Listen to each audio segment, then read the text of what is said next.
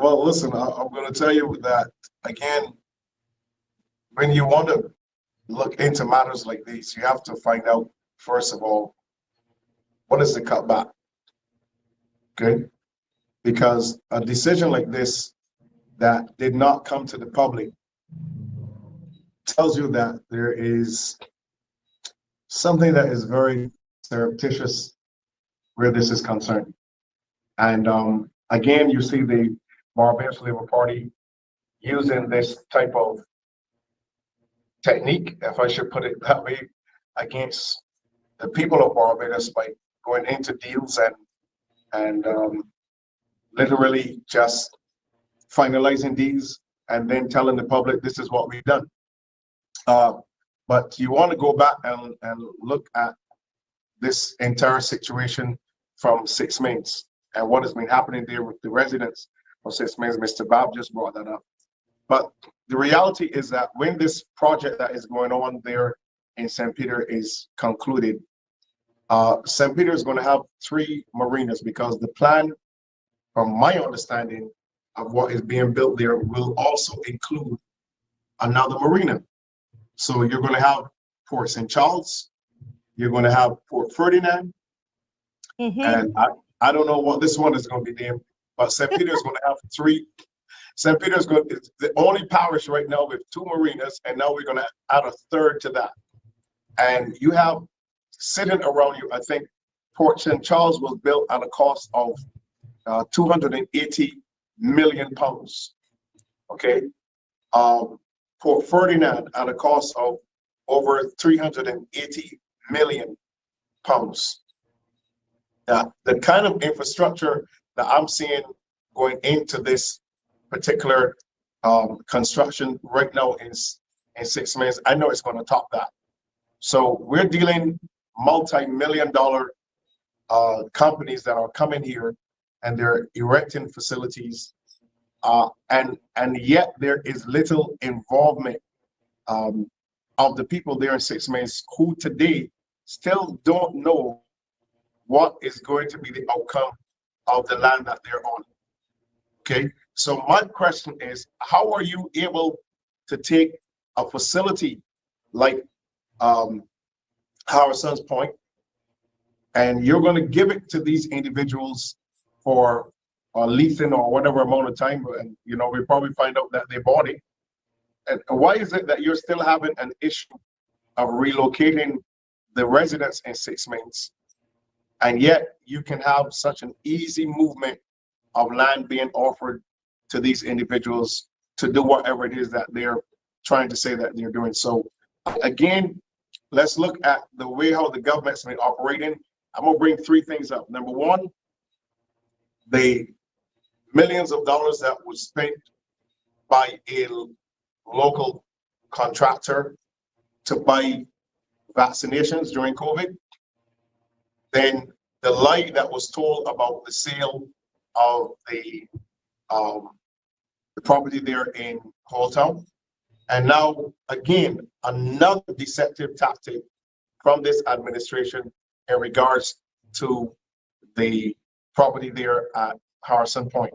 So this administration no longer cares about the people of Barbados. They're just putting money in their pockets. That's all they're about right now.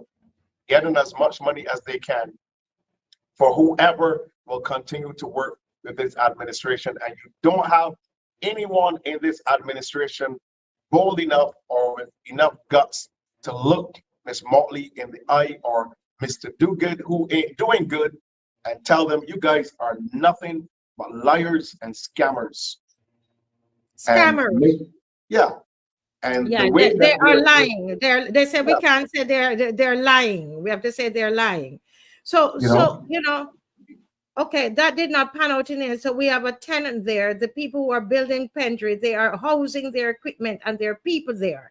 Right. So I needed to clarify that. Thank you, Dave. Let's put that again. And thank you for reminding me. It's not, so it is a people that are being they have their equipment there. So according to them, listen, this whole thing sounds ridiculous.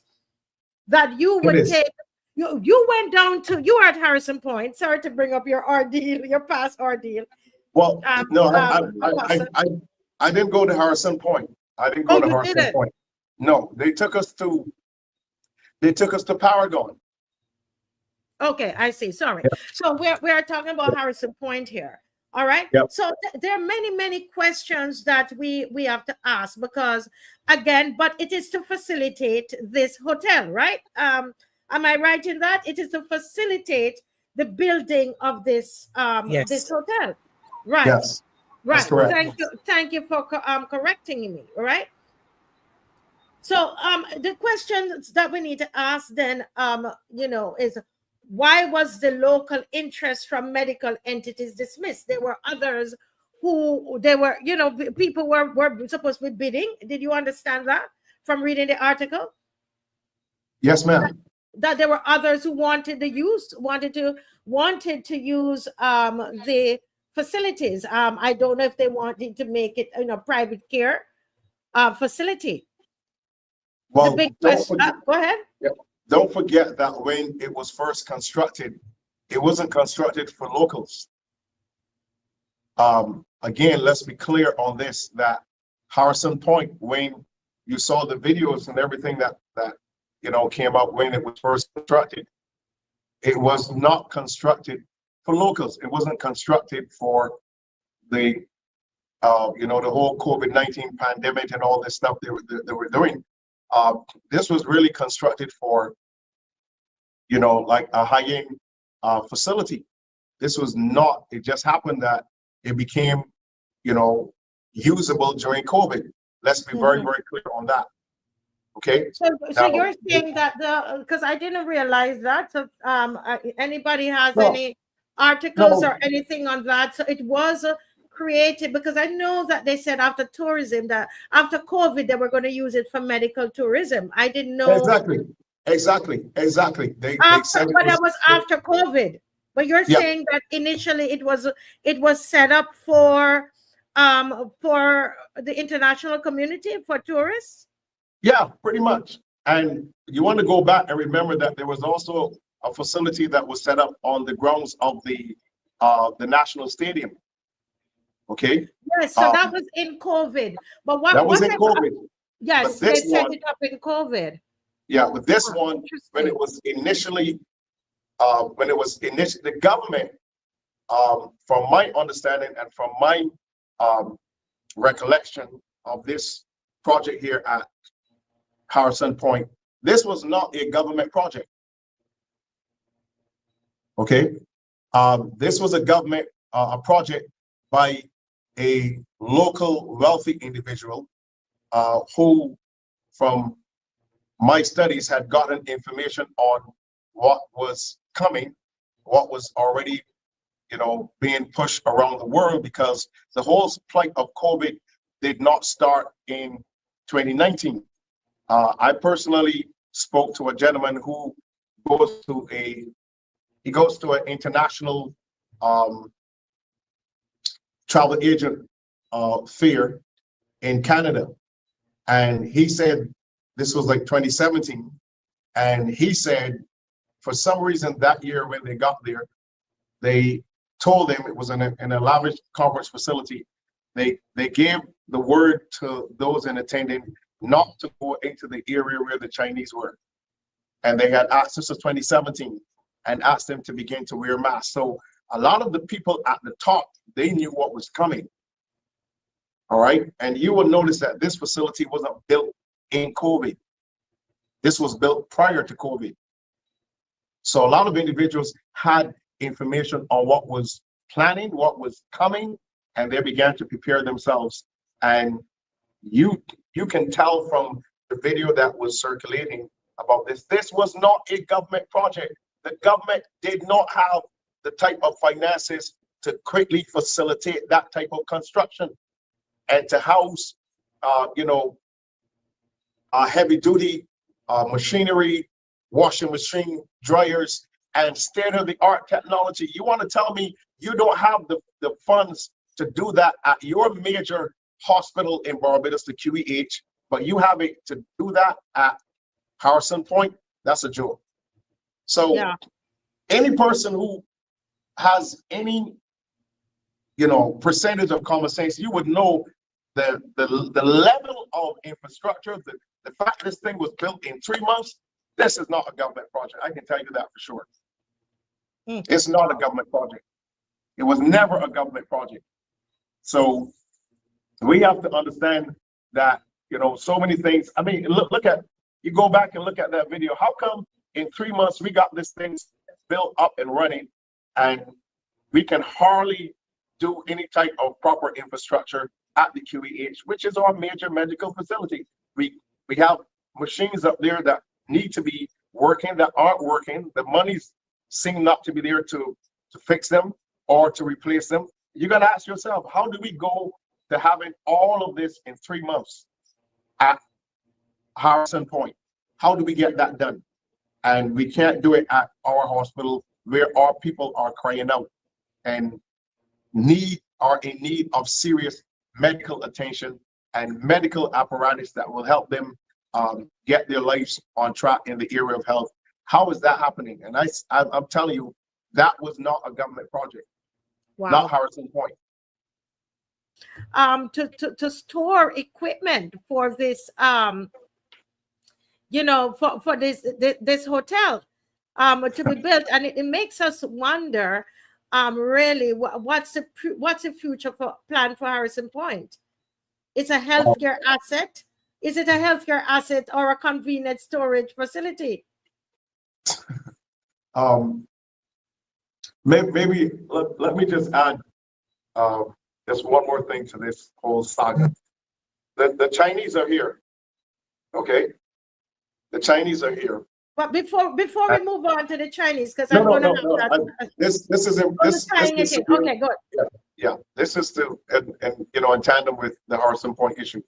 Yes. And every area where the Chinese are working in Barbados, they have their own.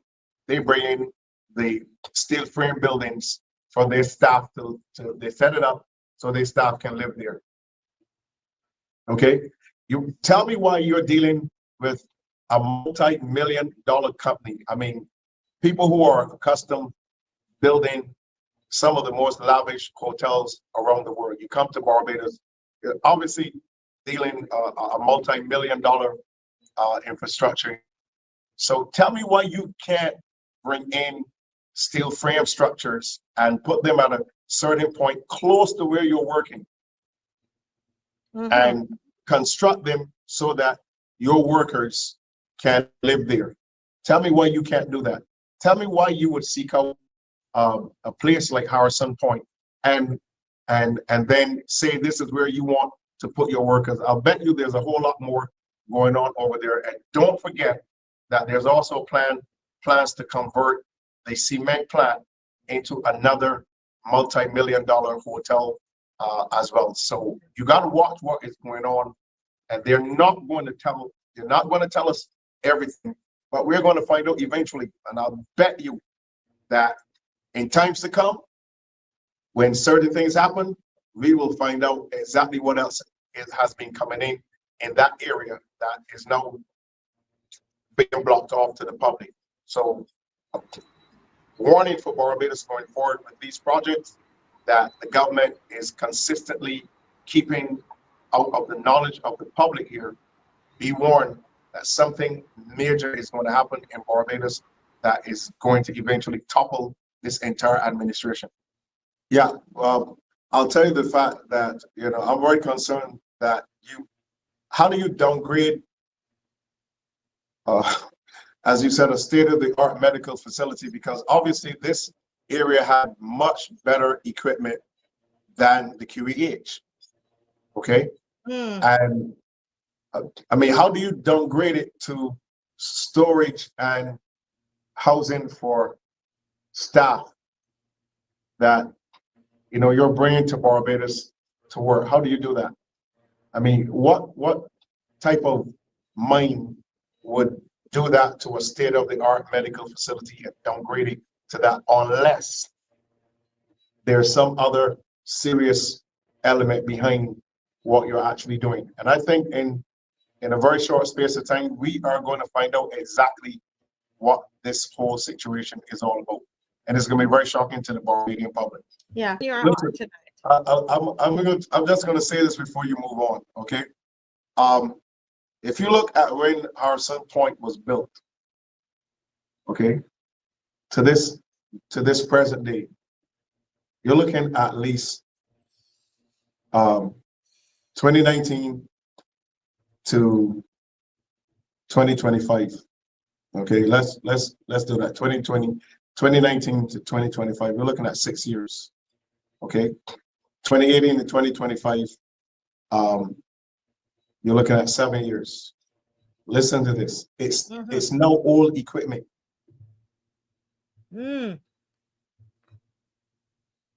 Say that again, please. Can you repeat that, please? Okay. So let's gauge when Harrison Point was built. Okay. I think this was 2020.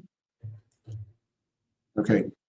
If you look at the fact that the equipment that was put there, the 2020 to 2025, that's now equipment that's 5 years old. It is still old equipment. Okay, it's no longer new equipment. The fact that it was there since COVID, this is 2025, hasn't been used, hasn't been serviced possibly. So you're now taking old equipment. If you're going to put it into a facility that you're now opening, it's old equipment. So you think 5 years would make it old equipment, or the fact that it wasn't being used? Oh, if I were to go online right now and look at the present day equipment versus 5 years ago, okay, it's going to be a huge difference in the newer technology that has gone into making present day equipment. I mean, if you have a cell phone right now, you have a cell phone that you buy, let's say a Samsung cell phone, you buy a new one today. By the end of this year, that cell phone, in terms of time, is about 4 years old. In terms of the speed, the rate of technology that is coming out. So you're not taking it may be state-of-the-art equipment, but you're not putting new equipment. That's what I want to bring up. It's not new. It's not new equipment now. It's old equipment. Okay. Wow. So you're still, even though, and in terms of what is happening, even at the QEH with the pileups and the fact that people are there for 2-3 days before they're even attended to, and you have all this stuff that's just sitting there and it's doing nothing. You're going to take it now and put it into, and you have to hope that it's going to work now, or you have to now pay money to service it to make sure that it's actually working. So you're not putting brand new equipment into whatever facility you're moving into. It's now old equipment that you're using. So again, it's almost like the government has found a way to make money from one aspect of their dealings and then give Barbadians, old, possibly outdated equipment and say, hey, we're still doing something for you. We're bringing equipment from Harrison Point, which is old equipment, into our healthcare centers, which they're probably thinking this is going to be a good thing. But let's see exactly how this is going to pan out, because I know in order for you to get proper readings and to get proper diagnosis, these pieces of equipment need to be working and functioning properly. So if you have them there for the last 3-4 years, just sitting there doing nothing, and now you're going to bring them into, our healthcare system, you're asking for trouble. A very interesting point you're making there. And as somebody said, that agreeing with you, they're sitting there so long, the sea spray and all of that, Thank you very much. So it's an interesting point to make. Now, where are you going to go to CARICOM Free Movement, or are you going to China? What are you doing first? I want to go to there's a statement that the Prime Minister made at the summit, that I want to look into it. because I think it's very, very dangerous. Very, very dangerous. The statement that she made is that she would like the CCJ to be the final appellate court in CARICOM. Okay. I think that's very, very dangerous. And I want to explain my point as to why I believe it's dangerous. This is saying that, and I, speaking on the correction, once you have a ruling from the CCJ, that's pretty much it. Okay, so that's your final level. My honest opinion is that I believe that judicial matters, people should be allowed to continue their pursuit of justice to the highest possible court. And I think restricting citizens of CARICOM to the CCJ as it being the final appellate court in CARICOM, I think that is a very dangerous call from our Prime Minister. Now, the reality is that I have a friend right now who has a very powerful and very serious case against this present administration. And he's at the CCJ level. And he's been getting major turnaround from the CCJ because it is a matter against the government, this present administration. And if that is brought to bear on the public, then it means that a lot of matters where individuals should get justice, that justice can be averted, and many times our citizens can have their cases overturned, overruled, and not get the justice that they rightfully deserve. Now, let's go back and show you something that I saw recently. In COVID, we had a case where a certain construction magnate here took the government of Barbados to court outside of the CCJ and got his case heard and got justice, got a judgment in his favor. All right. Now the CCJ is there. He didn't go to the CCJ. I remember there was a lady who had posted about a situation. Where did he go? To the Privy Court? Where did he take his case to? No, I think it went to Miami. To Miami, okay. Court in Miami, yeah. I remember there was another lady who was talking about having issues dealing with her case here in Barbados at the Supreme Court here, and eventually had to take her case overseas to Miami as well.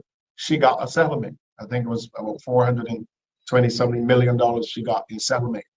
So this is one of the reasons why I'm saying it's a dangerous call from our Prime Minister to ask the leaders of CARICOM to make the CCJ the final appellate court in the region. That's very, very dangerous. Okay. Now, the beauty for me is that the beauty of a judge, as far as I'm concerned and from my biblical studies, is the quick and righteous settlement of matters. Quick and righteous settlement of matters. You have cases here in Barbados that have been going on for 5, 10, 15, 20 years. That's horrible. That is horrible, to be living in a country where the judicial system is not functioning properly. So in the Bible, we had a case with, let's say, Solomon. This is in 1 Kings 3. And Solomon had a case with 2 women. One lady had overfed her child, baby died. She got up in the middle of the night to switch the babies. And Solomon heard the case. And in 10 minutes, Solomon settled that case. He called for a sword and said, we're going to cut the baby in half, because he knew psychologically how the real mother of the baby would respond once the child is put, the life of the child is in danger. And in 10 minutes, he settled that case. Now, normally in our day, that case would have to go to blood tests, DNA tests. We'd have to get the father to come in. Case would get adjourned. You'd have a whole lot of stuff happening. But in 10 minutes, by wisdom, Solomon was able to judge that case and have a quick settlement. We have cases that are going on in Barbados. I know of one where the judge refused to make a settlement, or he refused to rule on the case, even though he knew the other person was wrong. And that case, as far as I know today, has been going on for close to 20 years, that he has not made a judgment in that case. So to say, knowing that the current affairs within the nation, as far as the judicial system is concerned, is not where it needs to be. How can you then go to say we want the CCJ to be the final appellate court in the region? I think something is seriously wrong with that. Okay, so this is one of the reasons that tonight I want the public to understand that this is so dangerous to us as nationals of Barbados, and then CARICOM nationals, when you are put in a box, and when you have a serious matter, and even matters that are pertaining to the government, that you are put in this box where even when you go to the CCJ, because of their appointment by leaders of CARICOM, you can't get a judgment in your favor, because your case is going to be stagnated. It's going to be blocked at every level. There are going to be things happening that will not give you the kind of justice that you deserve.